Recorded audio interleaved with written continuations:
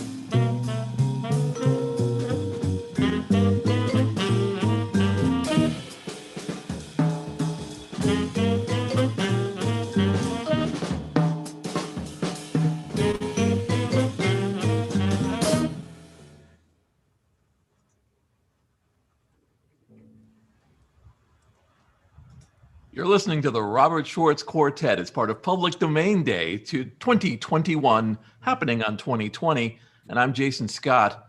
They've got more songs to play. Welcome to everybody flooding in on the Zoom and everybody who somehow found this on YouTube from the algorithm. You're in for a treat because we're going to be covering subjects. We're going to be celebrating the public domain, and we've still got some lovely music to listen to. So stay patient. Enjoy the sounds of the past, and let's keep going. 1, 2, 1, 2, 3.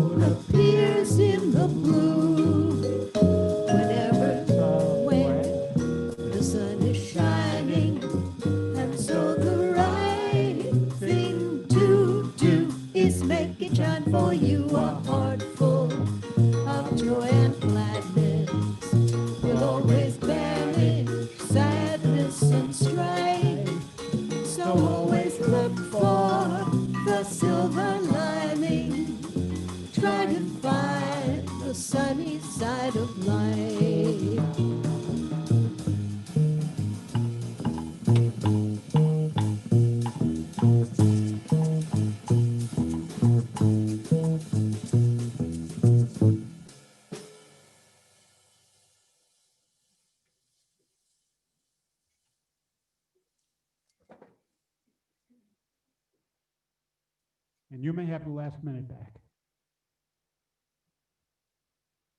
Oh, members of, I think you probably saw the members of the group on drums taking that wonderful solo before Mr. Alan Kirschenbaum of Hyman Phelps, Maher, FDA lawyer. On bass, Mr. Herb Nachman, retired from BAE Systems, electronics engineer. On VOD, Ralph Cornwell at JHU Advanced Physics Laboratory, a rocket scientist. On vocals, Nina Schwartz, Impulse Graphics, and I am Bob.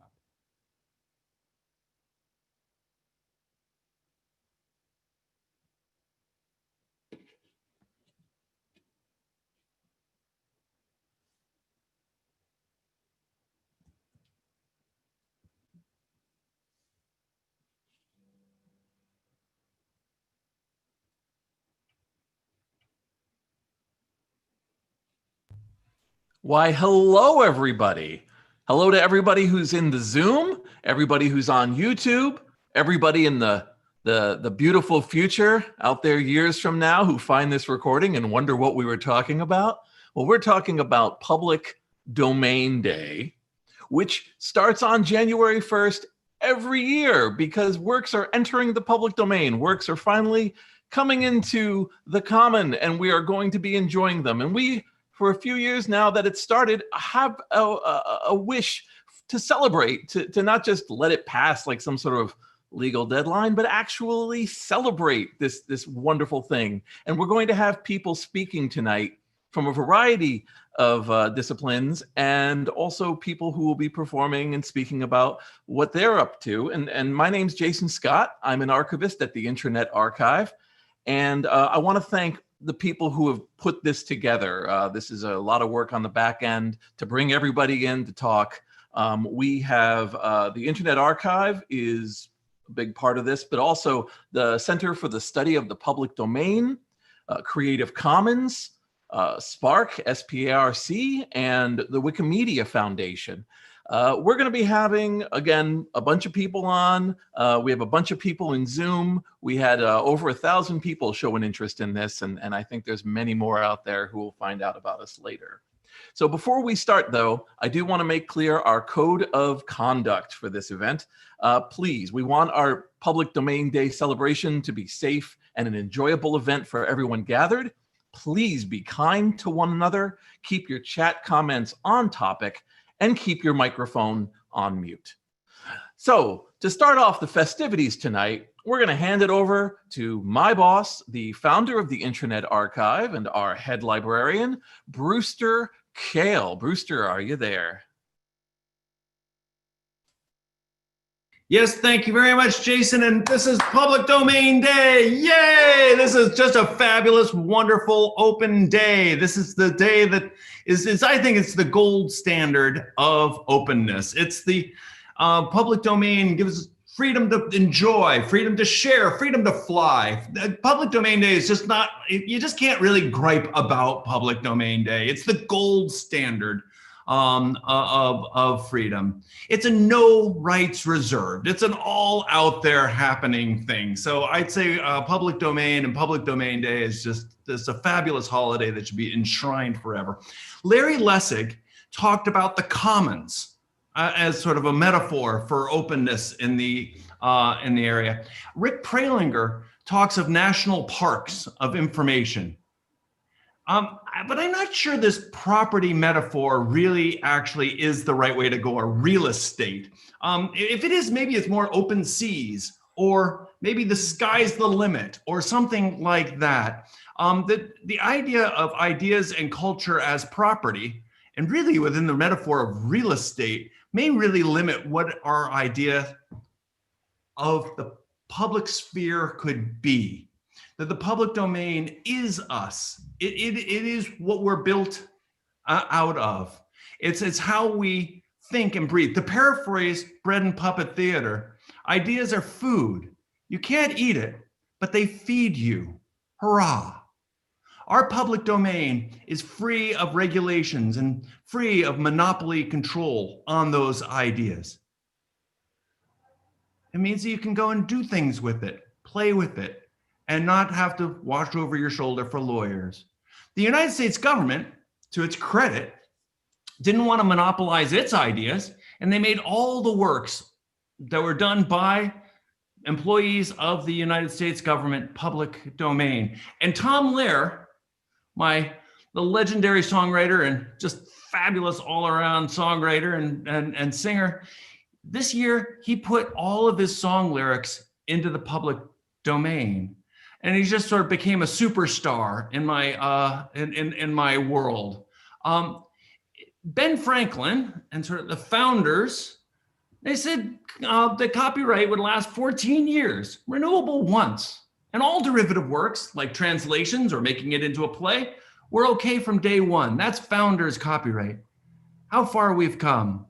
But today is a good day, a day we celebrate the public domain, our domain, everyone's domain. On January 1st in the United States, works from the 1925 go public. So you're going to see a lot of themed things of 1925 here today. But it's Welcome. Glad you're all here.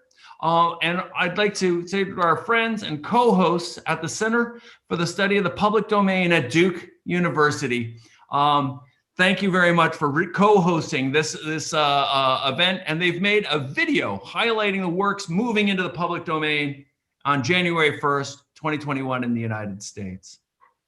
Thank you. Happy Public Domain Day from the Center for the Study of the Public Domain. On January 1st, 2021, works from 1925 will go into the public domain in the United States.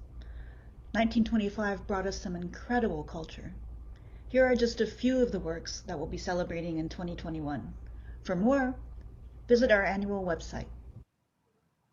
The BBC's Culture website said that 1925 might be the greatest year for books ever because of its lasting influence on literature. Entering the public domain in 2021 are F. Scott Fitzgerald's The Great Gatsby, Virginia Woolf's Mrs. Dalloway, Ernest Hemingway's In Our Time, and the original German version of Franz Kafka's The Trial. There are also silent films featuring comedic greats like Buster Keaton and Harold Lloyd. And yes, there's a film called Lovers in Quarantine. It was a comedy, and they were only in quarantine for a week. This is Buster Keaton in Go West, one of the films entering the public domain. Keaton was described by Roger Ebert and Orson Welles as one of the greatest comedic actors in the history of film. The music from 1925 includes the jazz standard Sweet Georgia Brown,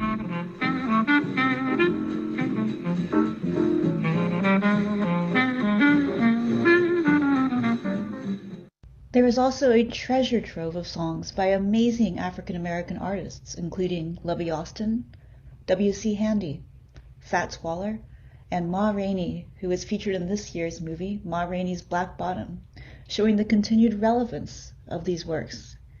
Here's a clip from Ma Rainey.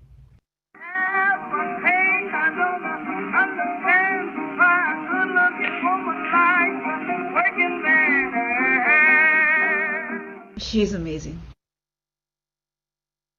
This is the famous last line from The Great Gatsby. And it really encapsulates what the public domain is all about. A culture is a continuing conversation between the present and the past. The public domain is an essential part of the copyright system.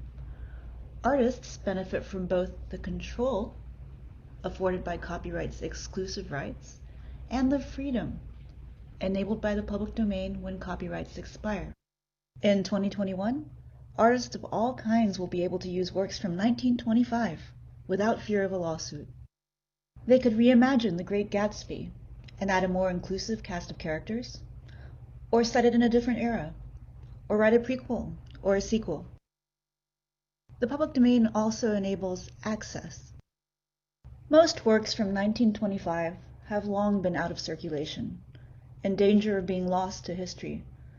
Now, anyone can make them available where we can rediscover and breathe new life into them. Look for these works on the Internet Archive. Cheers to Public Domain Day. Fantastic. So as you can see, we have a whole range of amazing works of creative art from a whole range of sources that are coming into the public domain next year, January 1st. On midnight, blast it out your windows because it is yours forever. We're going to talk now with Amir Esfahani, who does artist in resident programs at the Internet Archive. He was involved in the contest and is going to give us the winner, and also is going to talk a little bit about what the Internet Archive does with artists in residence. Amir, are you there? Yeah, I'm here. Fantastic. Thanks, Jason. No problem. So yeah, I wanted to talk to you guys a little bit about the Artist in Residence program and basically the importance of the arts and artists' access to information freely, and especially public domain access to public domain resources. So the Artist in Residence, basically, it's set up to connect artists with the Internet Archive's online resources, Again, this includes public domain, and basically to see what happens when that intersection of open access information and the arts combine together to create something. So, you know, the Internet Archive, like our team at the Internet Archive, they spent so much time putting all this information into onto archive.org and making it accessible to everyone. And it's, you know, it's been almost 25 years. And what we need to do, they've spent all this hard work putting it in. Now it's time for people, creatives, to start taking this stuff out and seeing what we can do with it.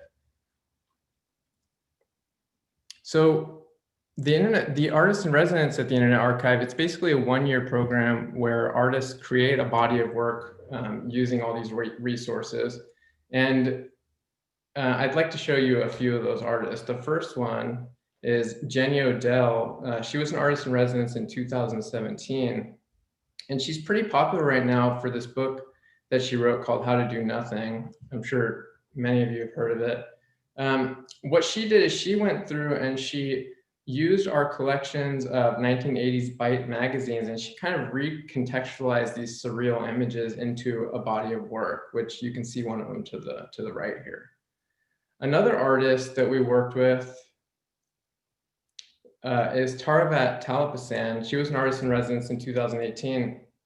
And this is a really good example because Taravat actually added to the Internet Archive and thus to the public domain. What she did is she scanned these post-revolutionary Islamic revolution from Iran periodicals, and she put those into the Internet Archive, and she accessed them and then created a body of work which culminated in a series of paintings. So, you know, we have artists taking from the archive, we have artists putting into it, adding to the public domain. And I want to show you one more artist, Mika Marple. So Mika, she basically, she juxtaposed flora with like these really old world erotic illustrations found on archive.org that were also in the public domain. So here's three great examples of three women artists that are using not just archive.org, they're using things that are available in the public domain, and they're adding to the public domain to create this information that anyone can have access to, and giving us ideas of how artists can use these things to basically make new things. So that takes us to our latest, what we're actually really proud of right here. We actually just organized a contest, and this contest, it was basically, we set it up so it was just an open call to anyone, and they could explore like all this rich new content that was that's going to be available to the public free of copyright restrictions from 1995. And we're going to show our winner right here, whose title, it's in French, Danse des Aliénés, or Dance of the Insane, by one of our Internet Archive users, Lucid Beaming.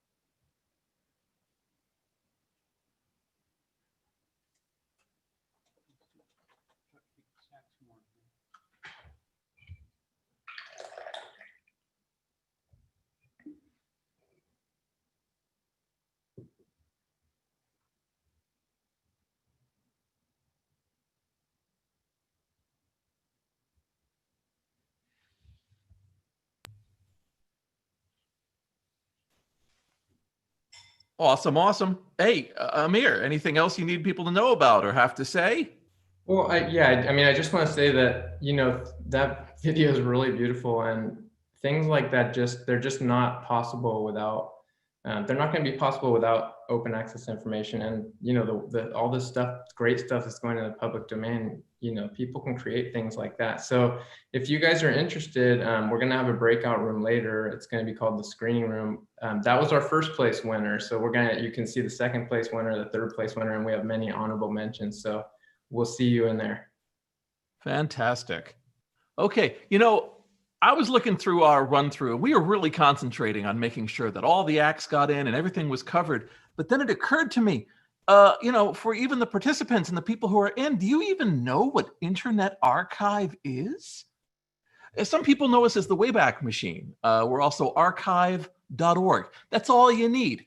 Throw out your TiVo, throw out your Roku, go to archive.org. You will be living there for the rest of your life. There are millions, and I'm not overhyping this, millions of creative works from all over the world and all of time that we've made available and we've been keeping up for a quarter century. So please visit the place. Thousands of new things are coming in every day. We're sponsoring this event, but it's always a party over there.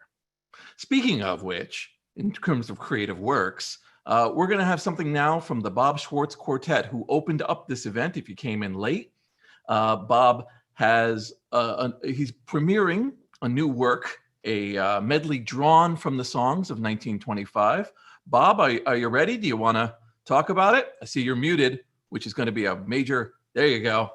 The best music is unmuted, man. That's always been my attitude. All right, here we go. All right. 1, 2, 1, 2.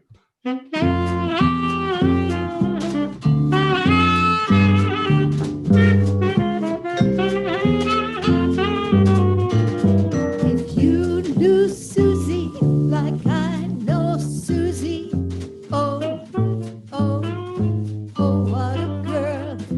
There's none so classy as this fine lassie. Oh, oh, oh my goodness, what a chassis. I've just phoned the parson. Hey, Pa, get ready to call. Just like Humpty Dumpty, I'm gonna fall. I'm sitting on top of the world, rolling along, just rolling along. Now that my blue days have passed, now that I've found you at last, I'll be loving you always, with a love that's true, always. When the things you plan need a helping hand, I will understand, always, always. Dinah, is there anyone finer in the state of Carolina? If there isn't, you know her, show me. Dinah, with her Dixie eyes blazing, how I love to sit and gaze into the eyes of Dinah Lee. Dark-foot too, eyes of blue, oh what those 5 foot can do. Has anybody seen my gal? Turned up those, turned down those, flapper, yes sir, one of those. Has anybody seen my gal? Yes sir, that's my baby. No sir, don't mean maybe. Yes sir, that's my baby now. By the way, oh by the way, when we meet the preacher I'll say, clap hands, here come Charlie. Clap hands, here come Charlie. Clap hands, here come Charlie now. I got a big surprise when I saw you smile. I never thought that it could be. Now I realize since I saw you smile, there's only happiness for me.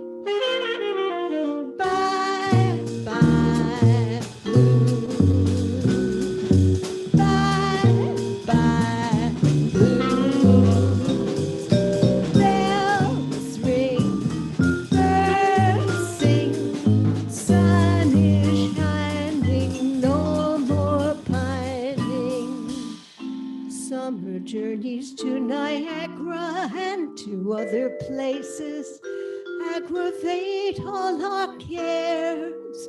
We'll save our fares.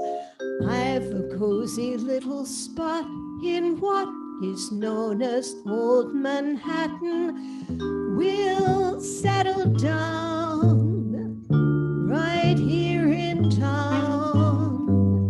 We'll have Manhattan, the Bronx and Staten Island too.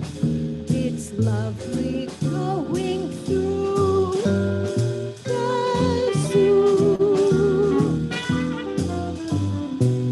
It's very fancy on Old Delancey Street, you know. The subway charms us so when balmy breezes blow. The great big city's a wondrous toy, just made for a girl and boy. We'll turn Manhattan into an Isle of Joy.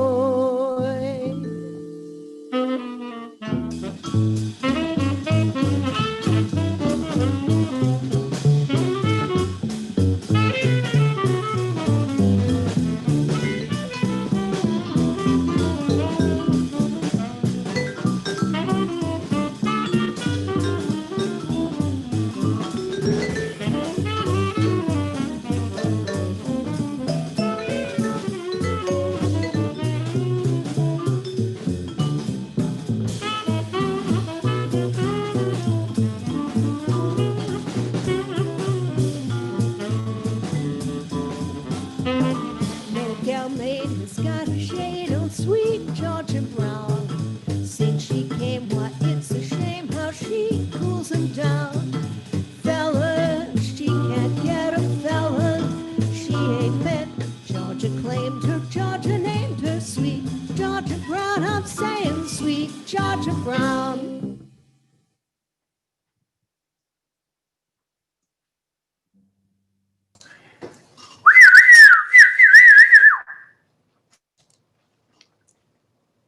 Lovely. Thank you so much, Bob. Thank you so much. There's the real quartet. That's not a pre-recording. We just did that. That's a real thing that happened live. So thanks again for it. Thanks again for that. That's amazing. So we're going to switch over now to the panel portion of our evening. We're going to have some very smart folks say some very smart things for a few minutes. The person who's hosting it is Jennifer Jenkins, director of the Center for the Study of the Public Domain at Duke. Jennifer, do I have you there, unmuted? I am here and I am unmuted. That's all we ask tonight.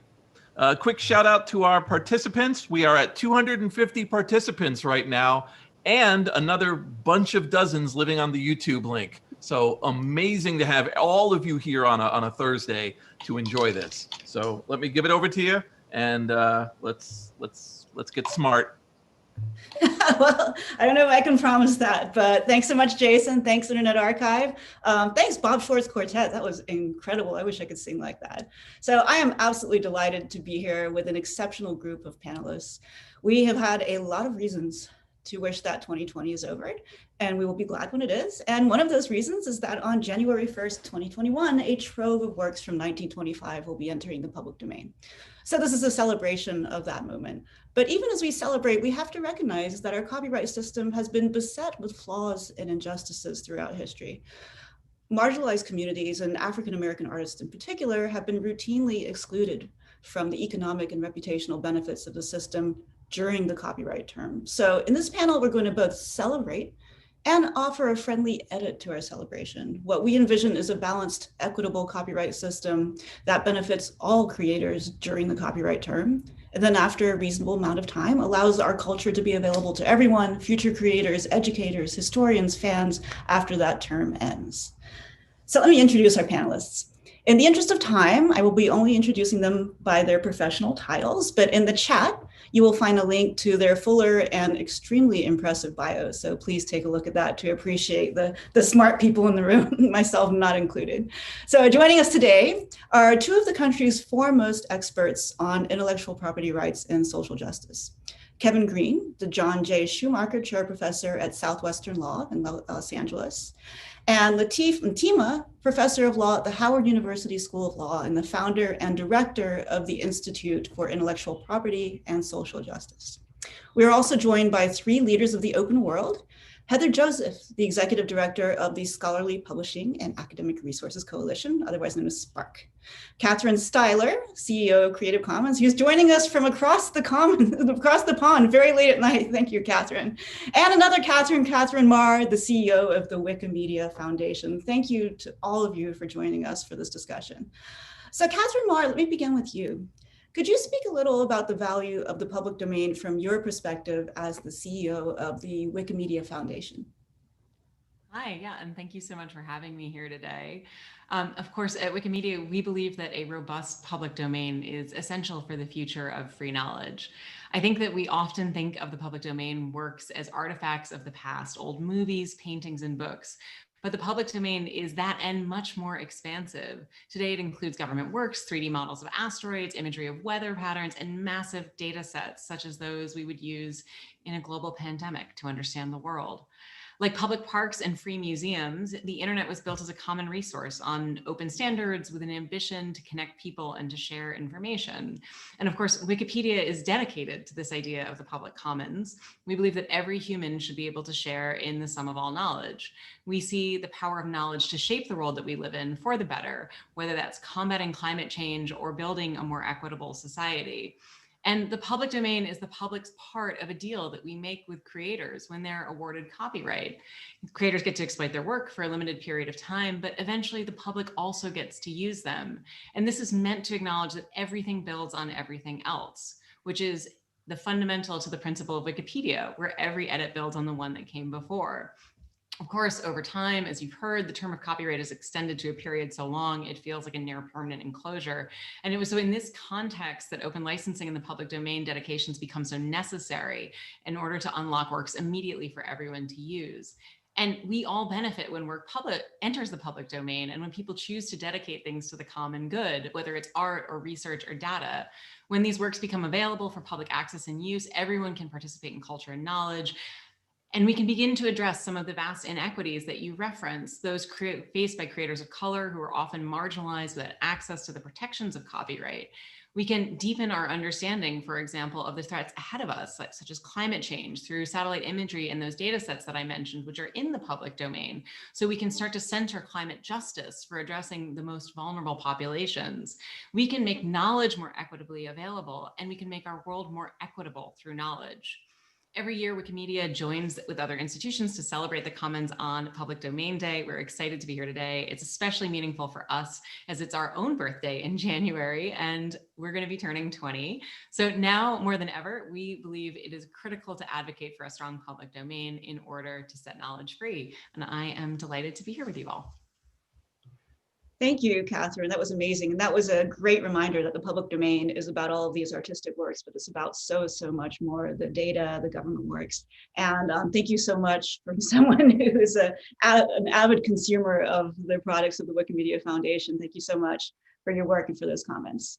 And next, I'd like to talk to Katherine Stihler. Thank you for joining us so late at night. We would love to hear your perspective on the public domain as the CEO of Creative Commons. Thank you, Jennifer. And Katherine, like you, we're also celebrating our 20-year anniversary. So there's something really quite, wonderful by next year. So we're really looking forward to that, and I hope we'll do lots together. But as you know, a robust and growing public domain is a key part of Creative Commons vision. And the public domain, as you all know, is a trove of knowledge and culture that's available to all to access, build upon, use, and share. And I thought Amir put that beautifully and led that by a great example of why it's so important for artists and creators. And while we're celebrating tonight, and I have my glass here, Jennifer and Brewster, celebrating tonight. This is amazing. It's wonderful. But while we're celebrating about this reopening, what was closed is now open to us all.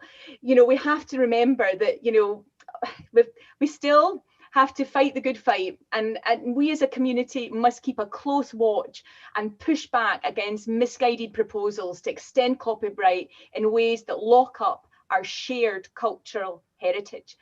And so when we're looking at what we've been doing in Creative Commons, the fact that we had a big win about putting in 2020, when the Smithsonian released nearly 3 million images and data into the public domain, that's something that should also be really celebrated. And we worked very closely in that project to make sure that CC0 was used to do it. So we're really excited about our commitment to the public domain and making sure we get even more pieces of knowledge, culture, resource into that so that we all can benefit and share. So again, I want to celebrate and raise a glass to this wonderful movement. We've got so much in common, we've got so much to share, and let's work together to ensure that more than ever we have a public domain that we can be so proud of. Thank you. Thank you so much, Katherine. Katherine, we do need to ask you about the name of your cat. I believe the chat exploded with regard to your cat. I thought you wanted the name of my son, but no, this is Alex, who's joining us as well. And our cat is called Sarah, and she features a lot in some of our Zoom calls. Thank you for asking. Cheers. Thank you for all you're doing at Creative Commons, Katherine, and thank you for fighting the fight, and thank you for introducing Sarah to us. Next, I would like to talk to Heather Joseph. Heather is a longtime champion of open access to research and scholarship. Tell us a little bit about your perspective on the value of the public domain. Happy to do it. Hi, everybody. I'm delighted to be here today to help celebrate Public Domain Day. Although now following the two previous speakers, I feel old because our organization is 23 this year. So I think we qualify as the old timers in the room here. Certainly ensuring a strong public domain is central to the work that we do at SPARC, which is championing free and immediate access to knowledge, and in particular, scientific and scholarly knowledge. And we do it because access to knowledge is a fundamental human right. And no one who's lived through 2020 could come out of this year not realizing that there's never been a moment in time when the need to promote and protect our ability to quickly and freely share science it's never been more urgent. And I think we've seen it from the moment that the COVID-19 virus was identified. We had the scientific community rushing to understand what it was, how it spread, and most importantly, how to stop it. And the first thing they did was sequence the genome, and then immediately made that data completely openly and freely available to all. And as the gravity of the pandemic grew, health and science ministers from more than a dozen countries around the world pleaded with the scientific community to double down on open sharing. And the community responded, right? Scientists poured data, research articles, preprints, methodologies into the open. And the results of what happens when we see that kind of open sharing have been staggering.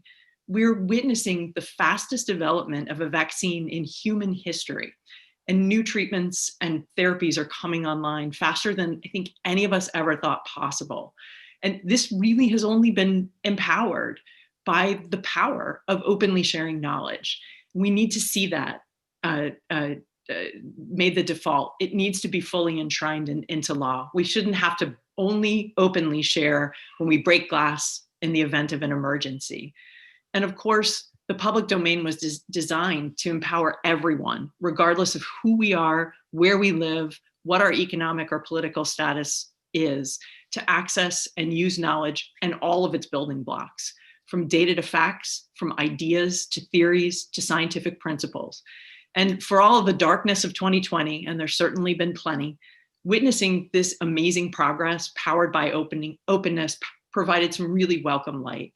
The public domain is a bedrock of openness, And I, for one, am all in with you and Katherine. Thank you for being the first to raise a glass. I'll be the second to celebrating and supporting it today and every day. Thanks so much for being here, and happy Public Domain Day. Thank you so much, Heather. That was an extremely compelling example. Thank you and cheers. So the year that we're talking about today, 1925, as you've seen, produced some wonderful culture, but it was, of course, also an era of incredible segregation and discrimination. At the time, racist business practices, lopsided contracts, and unequal access to the tools of the law prevented many artists from marginalized communities from participating at all in the copyright system. And of course, this wasn't confined to the 1920s. African-American creators have long been deprived of the credit and compensation that their works so richly deserved. So I want to turn to our discussion of social justice. And I want to start with Professor Mtima. Thanks so much for being part of today's panel, Professor Mtima. You have been one of the leading voices in saying that intellectual property needs to focus not just on efficiency and innovation, but also on social justice. From that perspective, could you please share with us some of the most important things that all of us should recognize about the intersection of intellectual property and social justice? Well, thanks very much, Jennifer, and thanks to everyone at the Internet Archive for including this perspective in this wonderful celebration.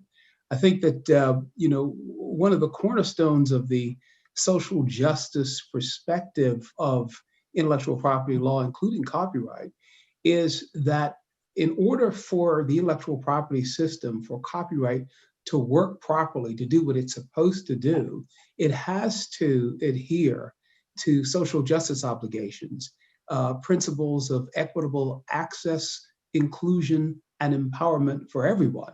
Because the way in which we get to create new works is to make certain that everyone in the population has an opportunity to be exposed to as many works as possible in the first place, because then they become inspired to produce new works and additional works. As was so wonderfully demonstrated throughout the program today, we saw what various artists and writers were able to do. So again, thanks for including this particular perspective and these particular issues in this wonderful celebration. As other speakers have already addressed, and as others will address after me, because I know my good friend KJ Green is also on the program, and he'll talk a lot about this. Many of us are familiar with this history of the way in which copyright has been more often used as a tool of exploitation of African American and other marginalized communities, as opposed to a tool of benefit and empowerment. And so it's been a very unique and not in a good way relationship between these communities and copyright. And unfortunately, in some respects, the same has also been true about the relationship between those communities and even the public domain. Not intentionally, right? But the fact of the matter is that, you can have an all-you-can-eat free buffet, but if it's at the top of the Empire State Building and you're stuck on the ground, it ain't really going to do you much good. And much of the material that we've talked about in the past, doesn't really always work its way into some of these communities. Indeed, even most recently, in the very complicated conversations about the passage of the latest addition to copyright law, the Music Modernization Act, that was another wonderful example of some of the unique tensions that can arise when we're looking at these issues from this perspective. There were some groups very much dedicated to pushing back against this expansion of yet more copyright protection by creating new performance rights in connection with sound recordings, and what that would do to limit access to some of these musical works to various communities, including marginalized communities.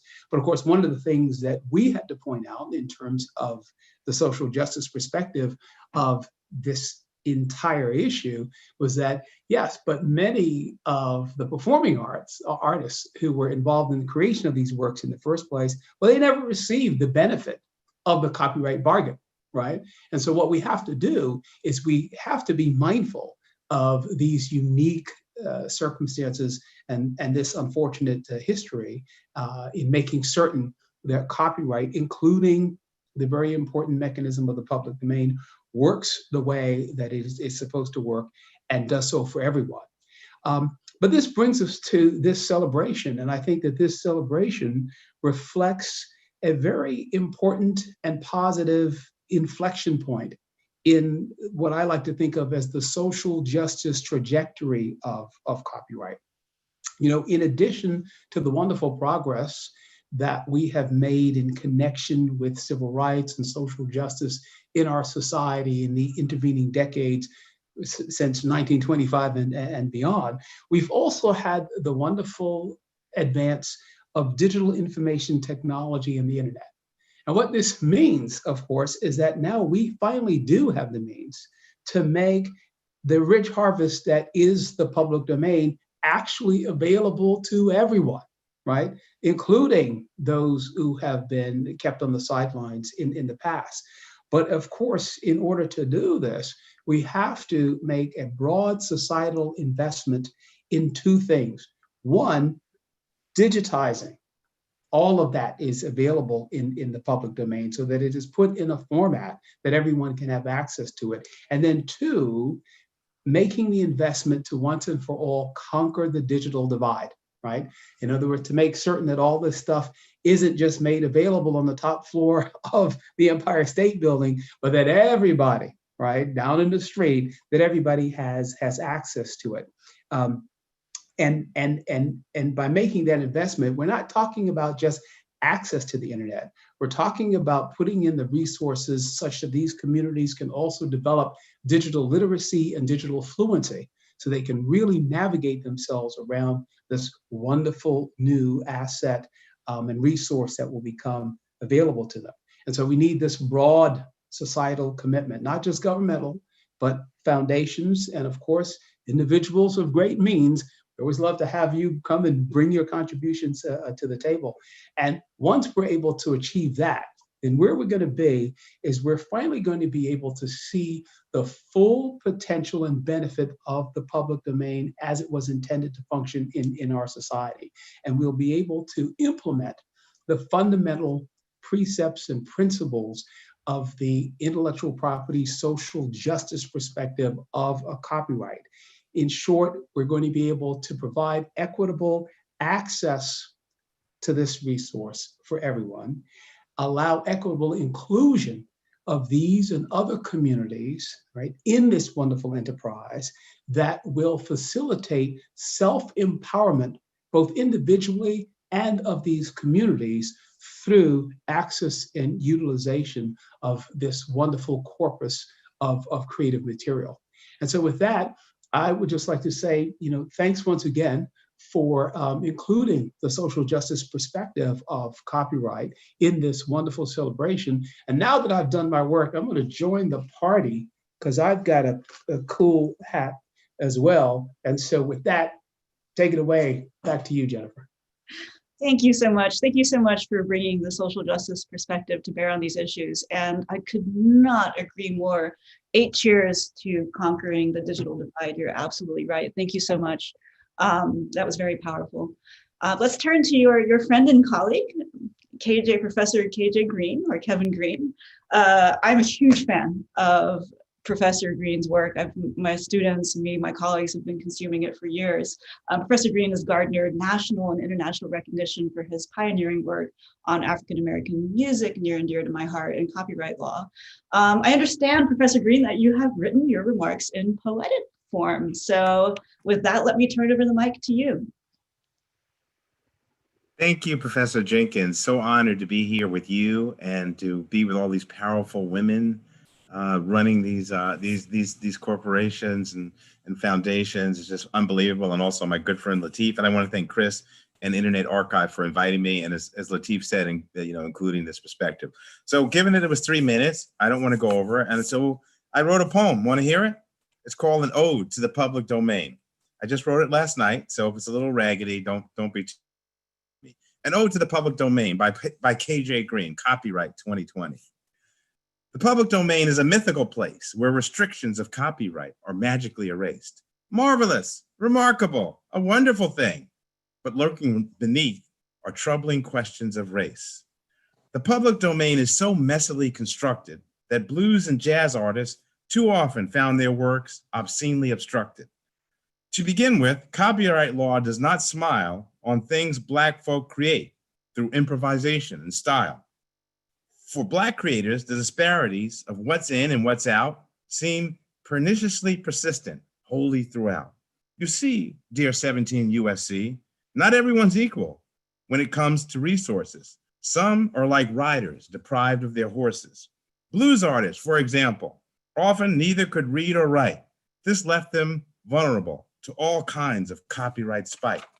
Left without a coat, so to speak, out in the cold rain, very vulnerable to loss to the public domain. And if you don't believe me and want me to shut up, go take a look at what happened to author Big Boy Crudup. The public domain rules are so convoluted and full of shape-shifting surprises that even grizzled IP lawyers oft meet deadly demises, slashed by blades of complexity, trying to figure it all out.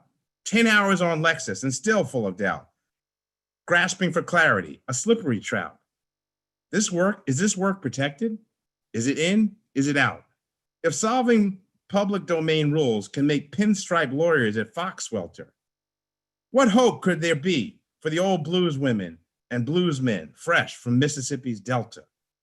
All the places you'll go, once declared Dr. Seuss, a book, incidentally, subject to fair use. But for the ghost of the blues, it seems far more germane to speak of works lost to the public domain. For Black artists, oh, the copyrights you'll lose seems a tale much more relevant. Copyright law's treatment of Black artists in this room is the elephant. But why? Why, oh, why? Some here no doubt wish to ask, does Professor Green crash our swell party with dark copyright ghost of the past? Like the greenish Grinch who stole Christmas, he's at it again, although this green's not really greenish, but a medium brown tint. Pray tell, who let him come here? Who let him in? Here's the truth. For Black creators, the situation's always been dire. And the great domain public has been friendly as a work made for hire. And works made for hire aren't friendly, even a little, unless, of course, you're a big corporate entity wielding contracts like swords with Ivy lawyers and menacing hordes. Meanwhile, the true innovator, who's the real creator, she wields a dull butter knife. Call it what you will, but don't call this a fair fight. Here is a question for all to entertain. Why did the works of Black authors so often end up swallowed by the public domain? Yet another dimension of what I call copyright's bane. One day I'll invite you and I'll clue you in about Black music and what I call copyright's 7 deadly sins. And then let me mesmerize you with my almost finished book, that's a holler, a story about a biracial youth who's trapped in a netherworld known as the Copyright House of Horrors. I know this sounds crazy, but hear me out now. There's no need for a ruckus. Just let me ask you this. How many folks know that Dr. King's dream speech barely escaped death in the public domain's clutches? More importantly, how many poor artists lost all in the haze of formalities? Let's face it, the whole bleeping structure has imposed a calamity and deprived Black creators of hard-earned creative equity. Did you miss the renewal deadline? Bro, get out of town. Want to try something sure to explode your mind? Try figuring out the copyright term for a work created from 1978 to March 1st, 1989. Excuse me for saying, but yo, please let a brother vent. This copyright system seems designed with just one overriding intent, to preserve at all costs the interests of the great 1%. Well, my poem's almost finished. I hope you enjoyed. I roasted rather than toasted the public domain here, but please don't be too annoyed. My job as a professor, after all, is to challenge copyright norms. Speak with me later. I'll tell you all about my ideas for reforms. In the meantime, let there be no ill will between us as we seek a path together for copyright justice. And if you take no more than this from my poetic chatter, I hope you'll recall this: Black artists' lives matter. Thank you. Woo!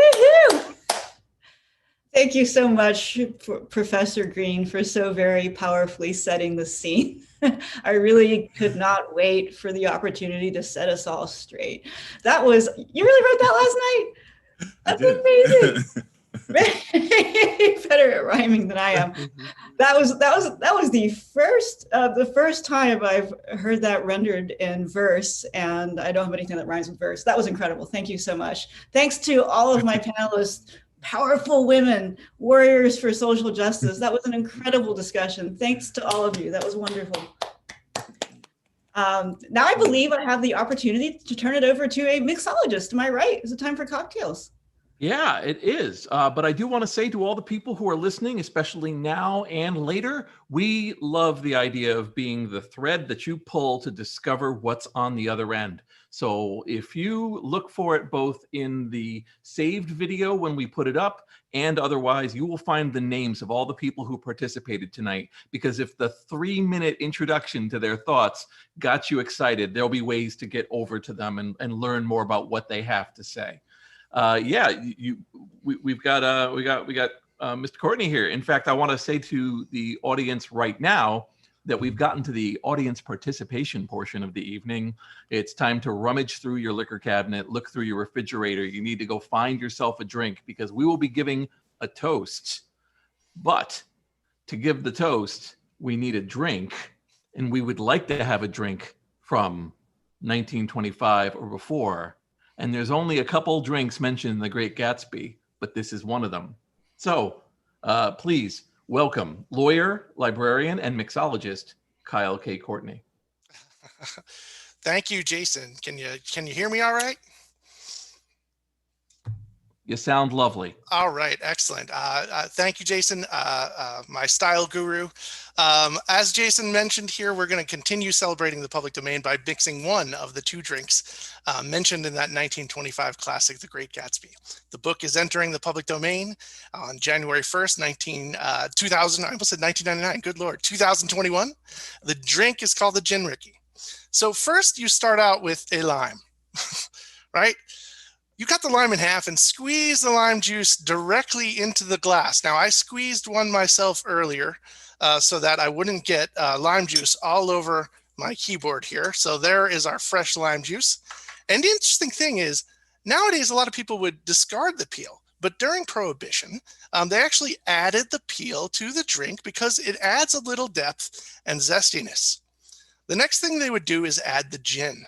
And obviously during Great Gatsby's time, you might have whatever was available at your local speakeasy.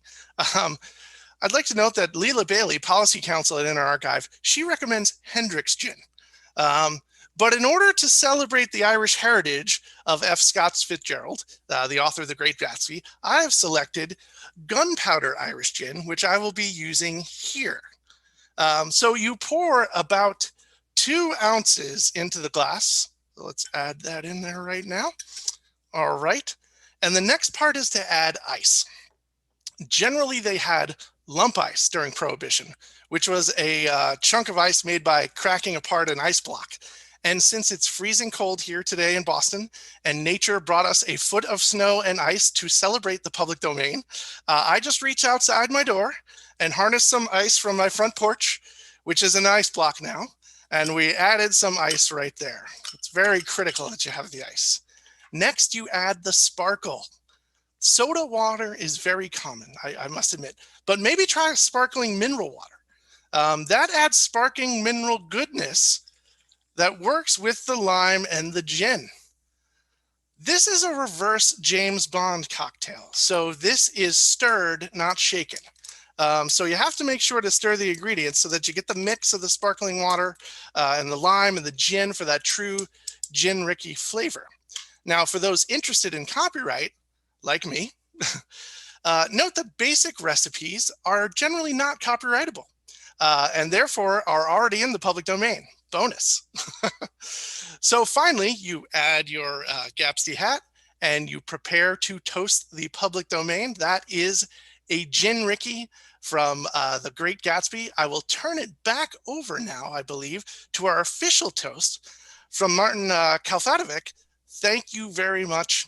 It's great to be here. Martin, do we have you? I am here.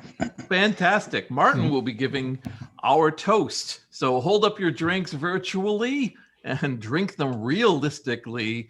But go ahead, Martin. So first of all, thank you to all our wonderful speakers today and to you, Kyle, for that amazing recipe. I'm coming to you from our Smithsonian's Virtual Museum of the Public Domain. And now I'd like to give our toast. So here's to the progress of science and the useful arts, the explosion of creativity remixed in multiple formats. And as the new year passes again and again, we replenish the cup of our public domain. Cheers. Cheers.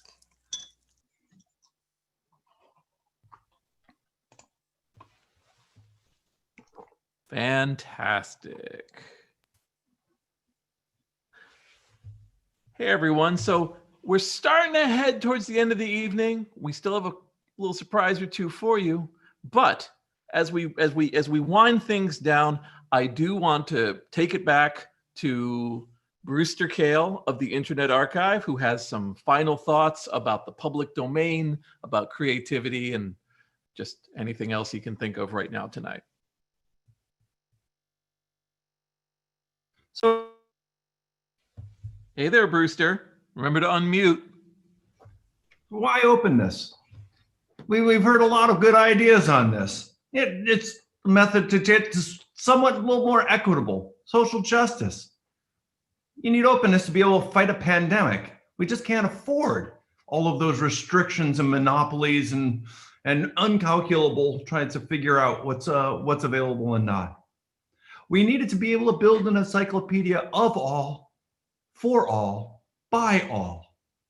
It's absolutely critical. I love that copyright is to preserve at all costs the benefit of the 1%. And we need copyright justice. I would say so. And also, why openness? Because we get sweet Georgia Brown, recast, performed without fear. Isn't this kind of great? This is the community I want to be in.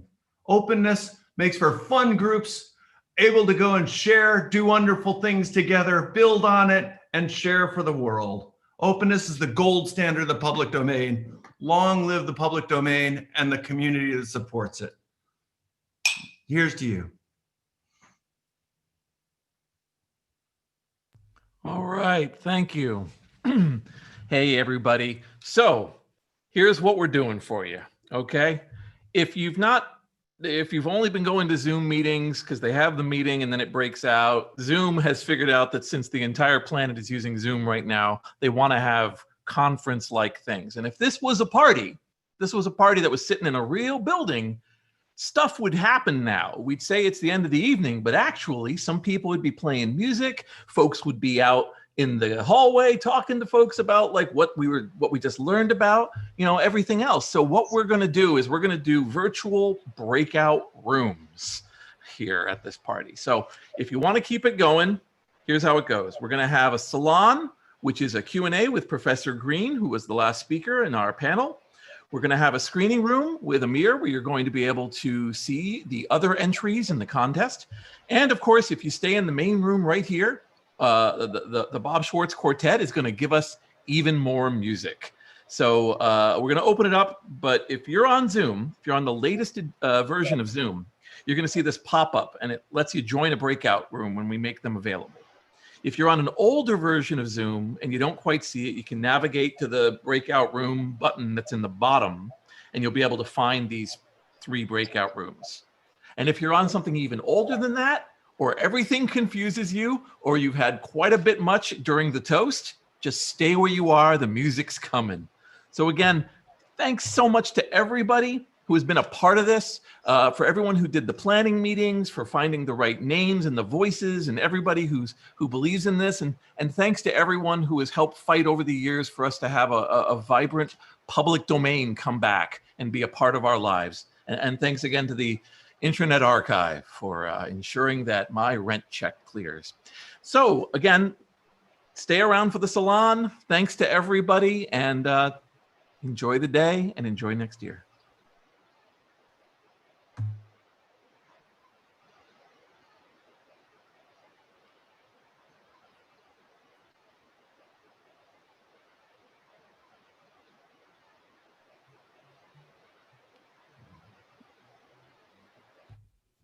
Why, Bob, would you like to play a little? Okay, count it off, Nate. 1, 2, 1, 2, 3, 4.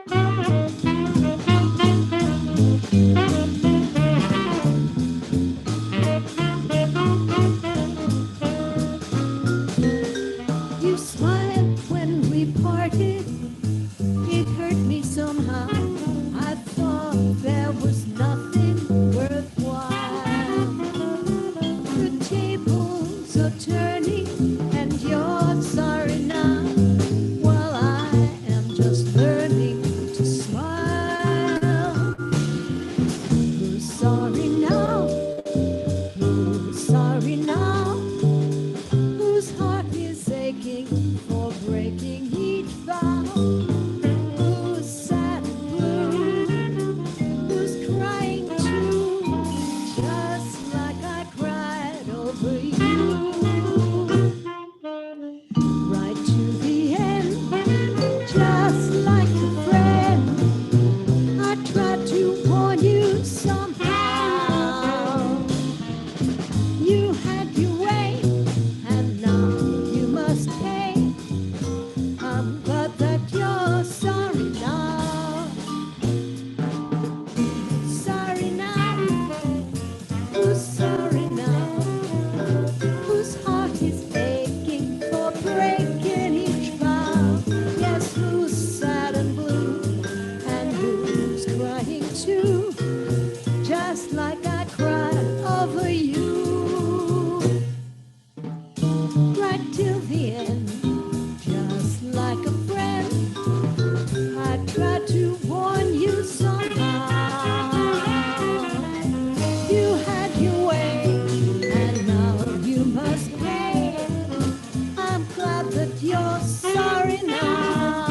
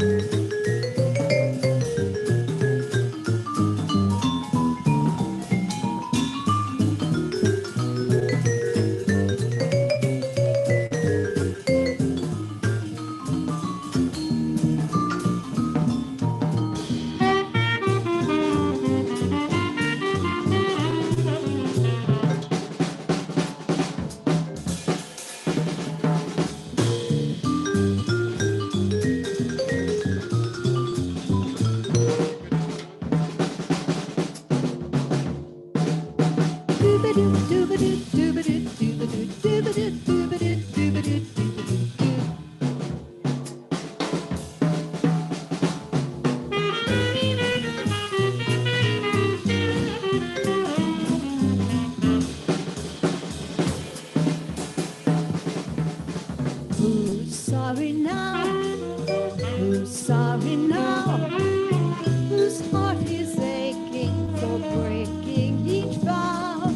Who's sad and blue, and who's crying too? Just like I cried over you. Right to the end, just like a friend. I tried to warn you somehow. You had your way, and now you must pay. I'm glad that you're sorry. I'm glad that you're sorry. I'm glad that you're sorry now.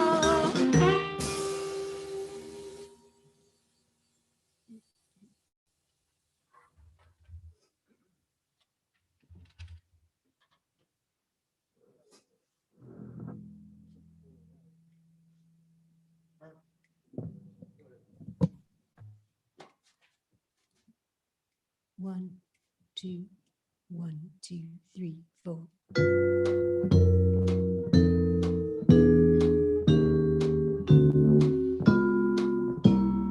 All by myself in the morning, all by myself in the night, I sit alone with a table and a chair, so unhappy there, playing solitaire. All by myself, I get lonely, watching the clock on the shelf. I want to rest my weary head on somebody's shoulder. I hate to grow older, all by myself, all by myself.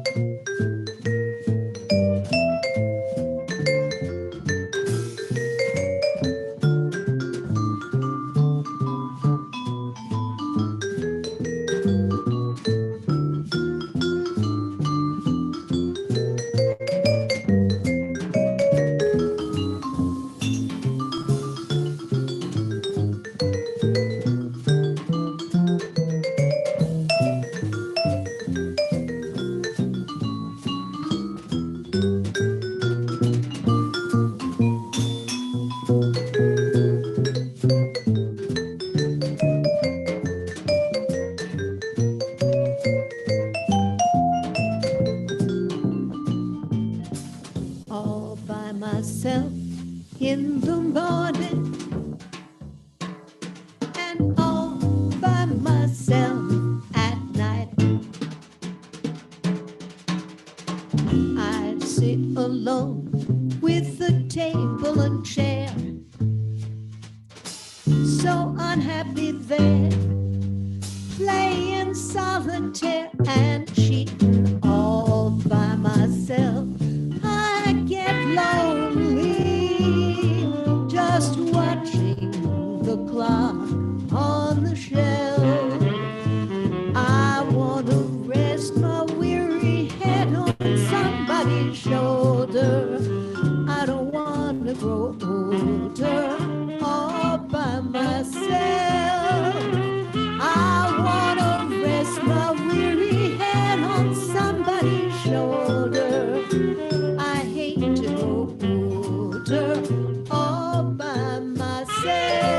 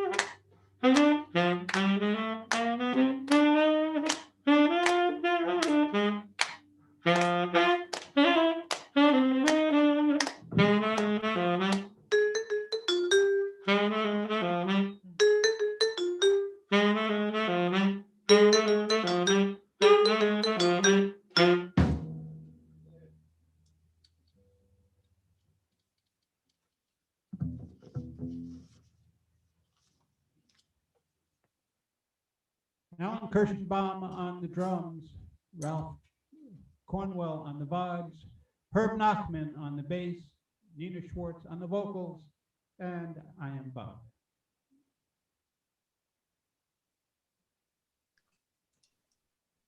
Thank you so much, Bob.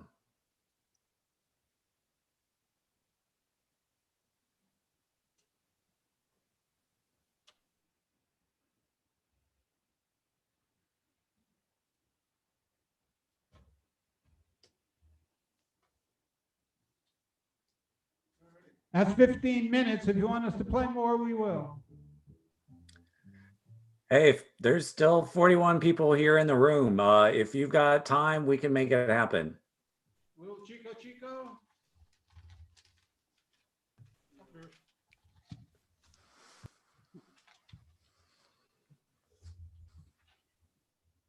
Encore.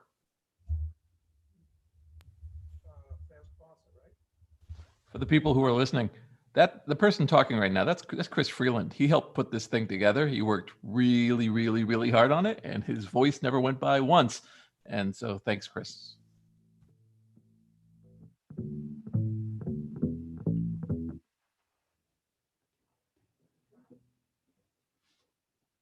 One, two, one.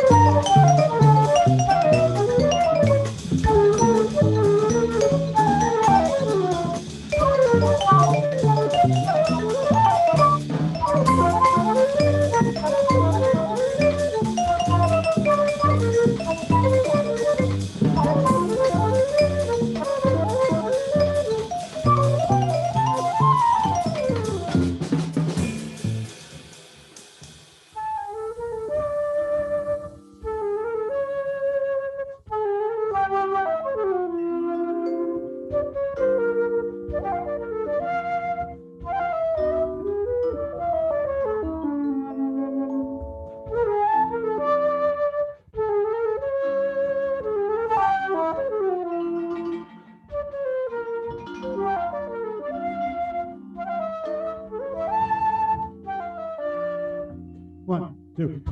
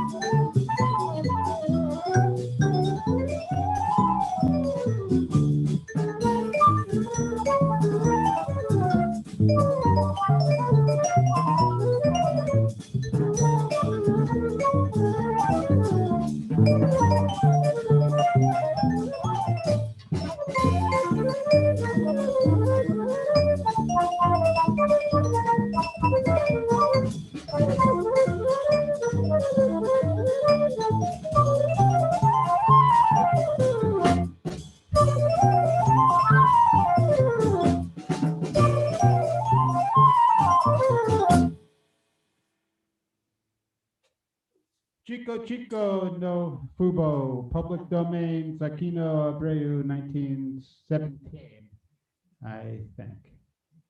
Thank you all for hanging around. It's been fun and we're freezing with all the windows open. Thank you very much, Bob. Thanks so much to all of you, your musicians, for really giving us a joyful evening. Live music is the best, and we really appreciate all you've done for us to help make this a wonderful event. So thank you all so much, and please stay warm. We appreciated the call. Thanks, Leila. Thanks, Chris. Thanks, everybody there.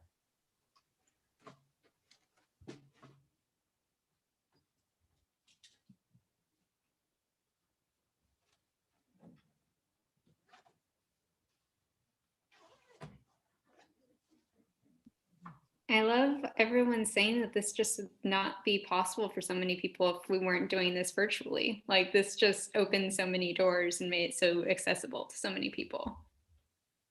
So thank you folks who are like talking about it in the chat. It's really wonderful. Okay, we're going to usher our folks out into the freezing cold, but at least their cars also have heaters, so they'll be okay. Thanks, everyone, and good night. We're checking it out. Thanks, Bob. Oh, no.